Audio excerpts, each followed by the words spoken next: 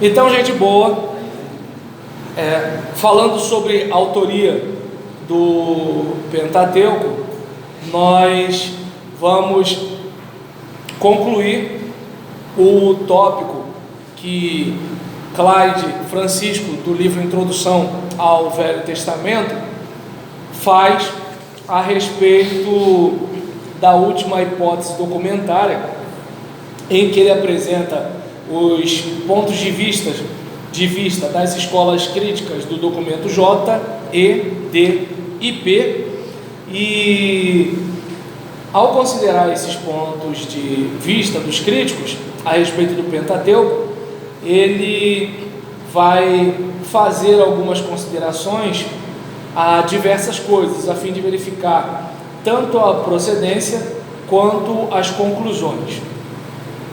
Primeiro, sobre a credibilidade da narrativa do Pentateuco. Dizem que é uma história forjada, que o Deuteronômio foi inventado pelo partido dos profetas para reforçar a ideia de centralização. O nome de Moisés foi inventado para dar força à narrativa, mas ele nada tinha a ver com a história mesma. Alguns destes críticos chegaram até a negar a existência histórica de Moisés.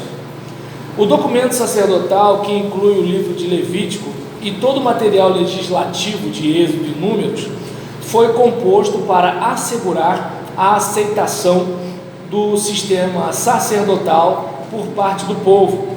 E quanto a Moisés, também nada teve a ver com essas coisas. Tais conclusões por parte destes críticos, além de serem incoerentes, contradizem toda a história bíblica e toda a religião de Israel, bem como o conceito de que a Bíblia é o livro inspirado de Deus. Tais motivos não são dignos de homens inspirados por Deus, e toda a crença da inspiração e revelação vem abaixo. Vale dizer que tudo quanto os israelitas creram através dos séculos é falso e improcedente. Devemos admitir que muitas coisas escritas no século VI, por exemplo, pertenceria a eras anteriores, mas eram certamente seguras e de todo em todo críveis. Então a gente observa que uma das coisas que fazem com que Clyde critique essa teoria é o fato de parecer que o texto sagrado ele é produto de questões políticas e não necessariamente de uma revelação divina. 2. Impossibilidade do sobrenatural no Velho Testamento. Muitos dos modernos eruditos têm verdadeira aversão ao sobrenatural. Tudo que se refere a milagres ou manifestações da divindade é por eles refugado como indigno de aceitação.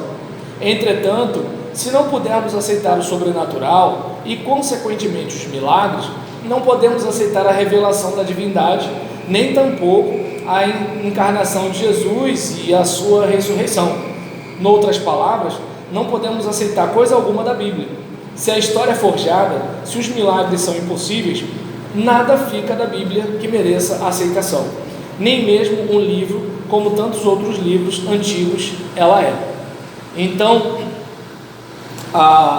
é importante frisar aqui que a chateação dele faz certo sentido, porque é uma herança iluminista a gente lidar muito com a questão da razão, algo que não passa na peneira da razão para o escritor, para o autor e para o leitor, para o pesquisador iluminista ou pós-iluminista, assim, não coube na razão, não existiu. Hoje a gente vive numa época diferente, onde se fala até mesmo de suprarracionalidade. Há uma discussão considerando que a nossa razão pode não conceber, mas muitas vezes fenômenos vão ocorrer, inclusive no nosso tempo. E o nosso tempo, que é chamado por alguns de pós-modernidade, é uma época em que há um desencantamento com a razão, porque antes a razão seria a solução para tudo. E depois da Segunda Grande Guerra, quando você se depara com um homem que cria bomba atômica, você se depara com um homem que manda pessoas para uma câmara de gás, então fica muito claro que a razão humana não é a solução. Você observa, por exemplo, a sociedade de hoje. Olha o quanto nós temos de tecnologia. Aí eu pergunto, a humanidade melhorou? Entende? Então a gente observa que a racionalidade sozinha não é bem a saída de tudo, como era a proposta iluminista lá atrás. E aí, só que naquele período, era natural que a mentalidade estivesse impregnada de uma mentalidade em que assim, olha, a razão é o crivo para tudo. Entretanto, uma coisa é você discordar da perspectiva de alguns até protestantes, que eles querem de certa forma reduzir as narrativas misteriosas a questões fantasiosas e imaginárias, porque não passa pela razão esse negócio. Eu até entendo isso. Só que em contrapartida, se a gente vê na Bíblia a questão de ser palavra de Deus, os aspectos científicos não vão prejudicar a nossa fé. Nós cremos. E outra coisa, se a gente não submete a Bíblia à autoridade da ciência, qual é o problema de pesquisar a Bíblia à luz da historiografia, né? O fato de a gente ir para a crítica literária, porque o fato de eu olhar e ter uma resposta diferente na pesquisa científica não tem a ver necessariamente com a minha fé. Eu creio que, independente de tudo, é como a questão, eu falei nos outros vídeos sobre a teoria da evolução. Eu entendo que, como teoria, não deve ser tratada num prisma de fé. É uma teoria. Então, acredito que daqui a 200, 300, 400, 500 ou 1000 anos, pode surgir alguma coisa mais convincente, com mais probabilidade do que a gente tem hoje. Né? É como, digamos, se a gente for pegar a discussão a respeito da homossexualidade, que não pode mais falar homossexualismo, né, devido à nova abordagem a essa realidade. Mas aí, se a gente, por exemplo, for observar, qual é o problema básico que a gente tem? Você não pode se debruçar para fazer uma pesquisa séria, porque se você entrar nesse assunto, tudo começa, parece até que você está fazendo política, entendeu? Então, digamos, a questão homossexual deveria ser alvo da psicologia, da psiquiatria, da psicanálise, da medicina, da genética, da biologia, porque vamos pensar o seguinte, desculpa eu ter saído um pouco do assunto, mas eu vou voltar. Digamos o seguinte, tá legal, então eu sou uma mulher num corpo de homem, eu também sou um branco num corpo de negro.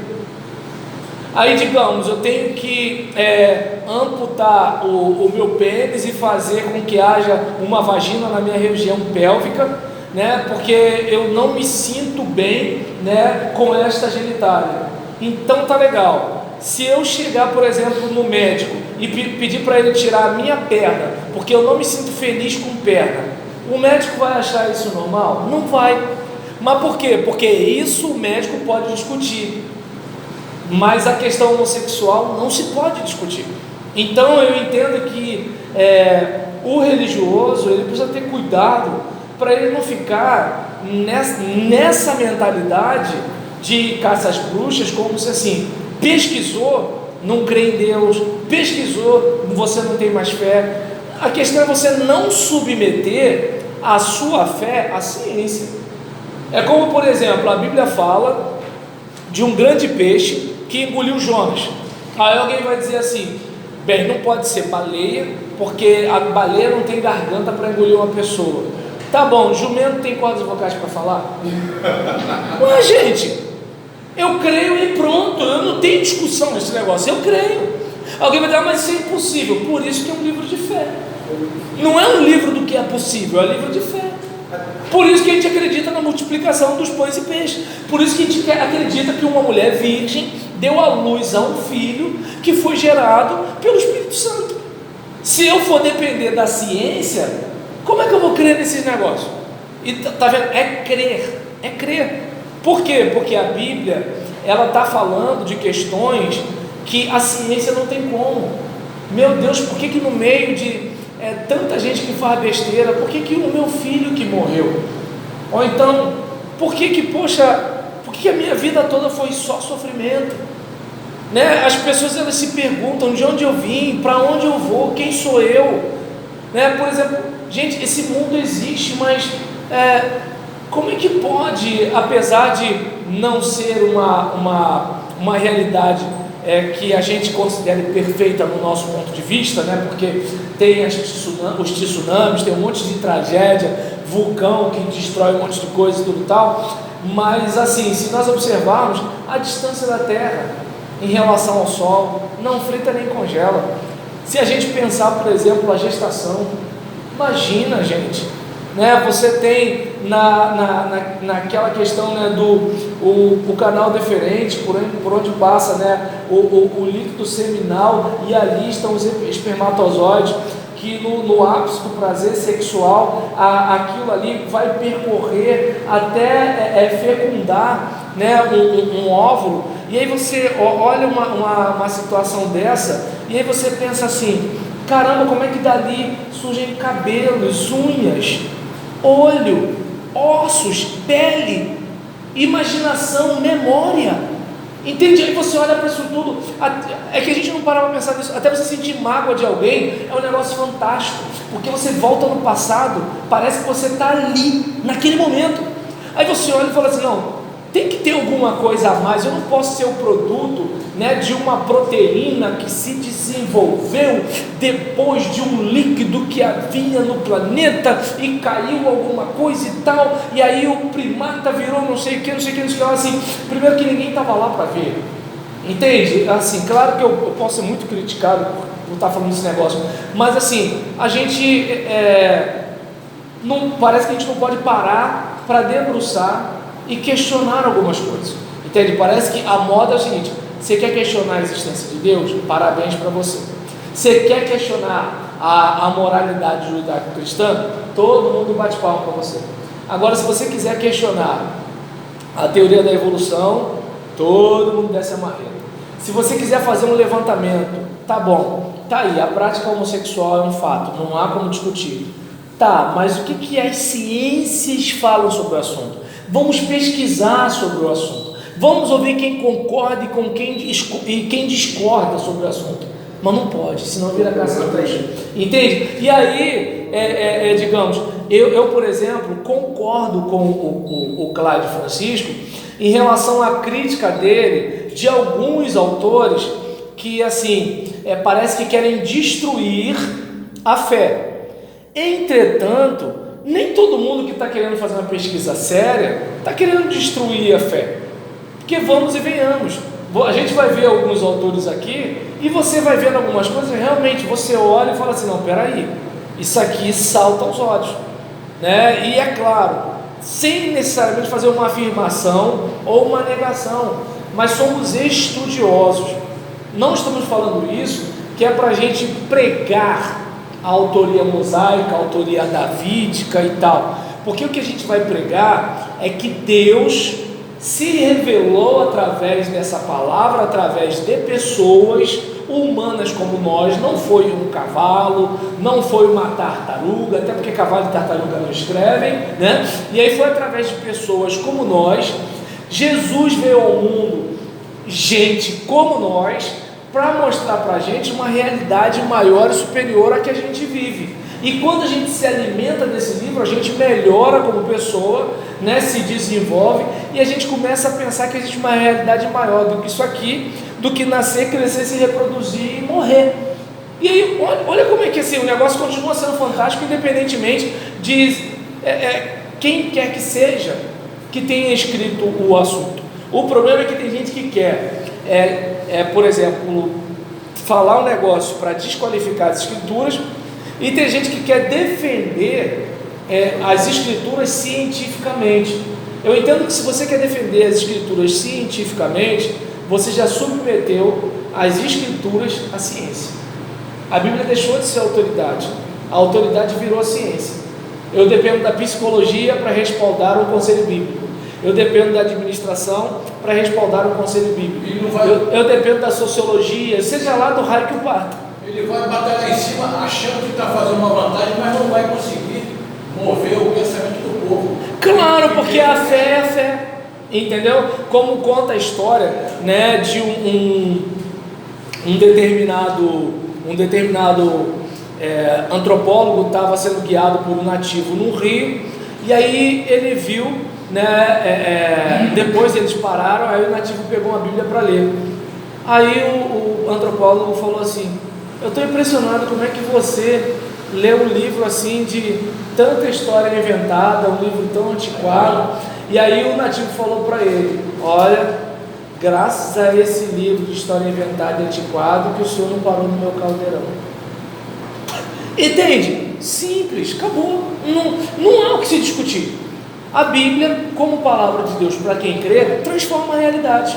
Para quem não crê, é só mais um livro. Aí é de cada um. E a gente não tem como obrigar ninguém a crer. Se você ler no natural da coisa, tipo assim, você vai ver que coisa absurda. Mas a tua fé te faz crer. E pronto. Não é ciência, não é o outro saber. E aí, para a gente fechar aqui, sobre a questão da credibilidade, deixa eu ver aqui, a questão da impossibilidade do sobrenatural no Velho Testamento. Muitos dos modernos eruditos têm a verdadeira aversão ao sobrenatural. Só um instantinho, por gentileza.